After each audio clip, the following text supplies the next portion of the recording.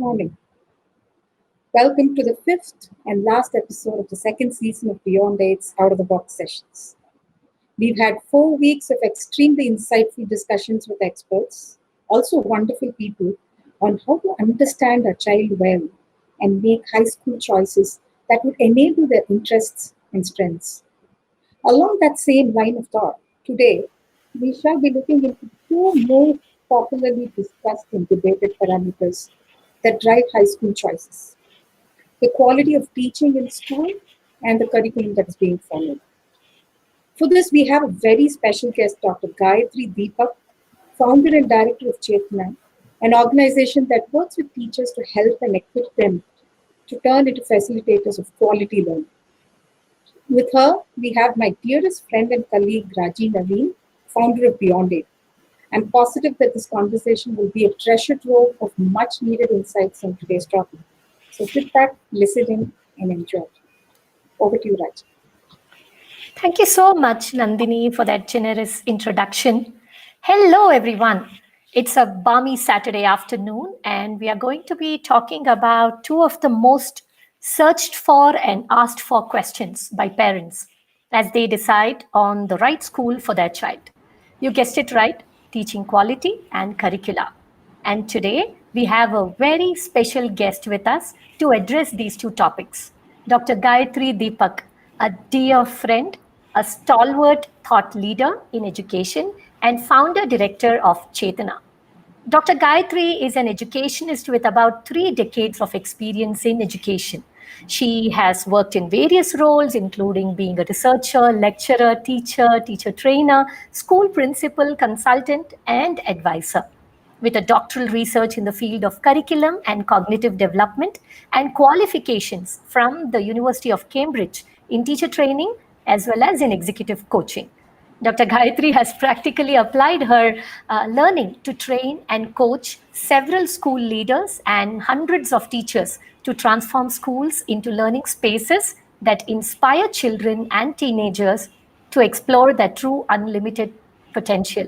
And I think we also have a special connection with her. She was Naveen's teacher when he was doing the CIDTT training course, and very fondly remembers learnings from that session. Thank you so much, Gayathri, for stepping out of the box with Beyond 8. Thank you so much. Wonderful to be here, Raji.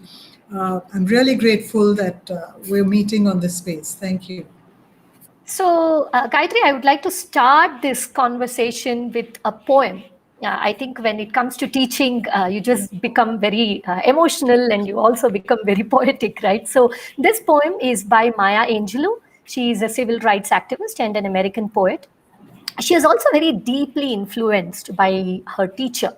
And she said, "This is the value of the teacher, who looks at a face and says, there is something behind that, and I want to reach that person. I want to influence that person. I want to encourage that person. I want to enrich. I want to call out that person who is behind that face, behind that color, behind that language, behind that tradition, behind that culture. I believe you can do it, and I know what was done for me." I believe that these verses set the context for our conversation today, and I would love to hear your thoughts, Gayathri, on teaching and curriculum before we, go into the nitty-gritties of this topic. Right.